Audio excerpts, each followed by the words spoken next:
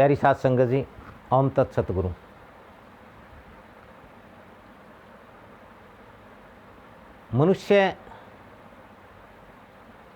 मनुष्य का जीवन मनुष्य के अतिरिक्त सभी जीव अपना जीवन प्रातःकाल से आरंभ कर देते हैं और सभी जीव पूरी तरह से प्रकृति के अनुरूप अपना जीवन जीते हैं। दिनचर प्राणी प्रातःकाल से सायंकाल तक अपना तैरने का, फिरने का कर्म पूरा करके और सायंकाल के पश्चात पूरी रात्रि विश्राम करते हैं। निशाचर सूर्यास्त के साथ ही अपना जीवन शुरू करते हैं। रात भर विचरना, अपना खाना और पीना करते हैं और प्रातःकाल सूर्योदय से पहले वापस अपने घरों घोंसलों में अपने ठिकानों पर चले जाते हैं। ये है मनुष्य के अतिरिक्त सभी प्राणियों का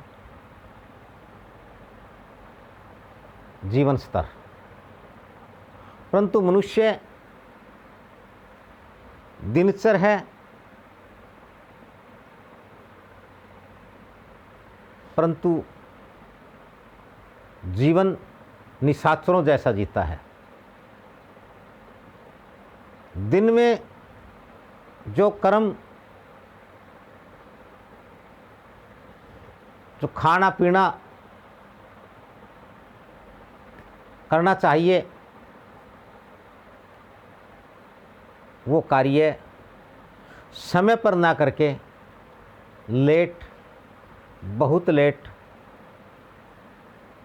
घंटों लेट करता हुआ प्रातःकाल की शुरुआत दोपहर से, दोपहर का कार्य शाम से और शाम का कार्य रात्रि में करता है।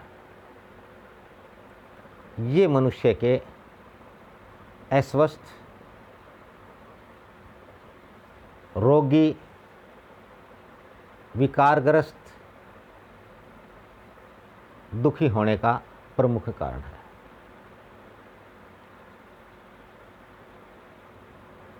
मनुष्य बुद्धिमान होकर बुद्धि के अनुरूप नहीं, मन के अनुरूप कार्य करता है। मन मनुष्य की भीतर की या बुद्धि की पहली अवस्था है। मन कल्पनाशील है। मन इच्छाओं से, आकांक्षाओं से, महत्वाकांक्षाओं से भरा हुआ है। मन करता कम है, चाहता अधिक है। मन की चाहते तमाम सौपन मन के हैं, तमाम चाहते मन की है। मन मनुष्य की बुद्धि पर, उसके चित्त पर, उसकी आत्मा पर बहुत भारी है। प्रथम दृष्टया मनुष्य मन के अधीन, मन के गुलाम के तौर पर काम करता है। मन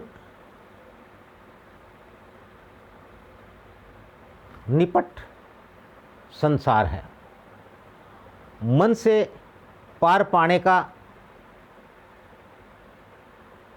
मन से दूर जाने का एकमात्र रास्ता है, वो रास्ता है सत्संग का रास्ता। वो रास्ता है सत्संगति का रास्ता। वो रास्ता है सद्गुरु का रास्ता। सत्संग सत्संगति से प्राप्त होगा और सद्गुरु सत्संग से प्राप्त होगा। इसलिए मनुष्य को सदैव अपने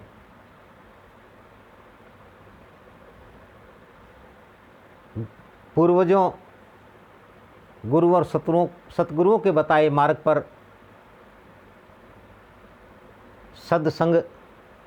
सत्संगति करना चाहिए। और उसके पश्चात जब मनुष्य की जिज्ञासा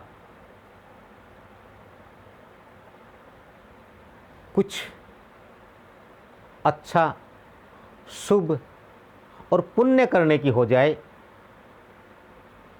कुछ जानने की हो जाए,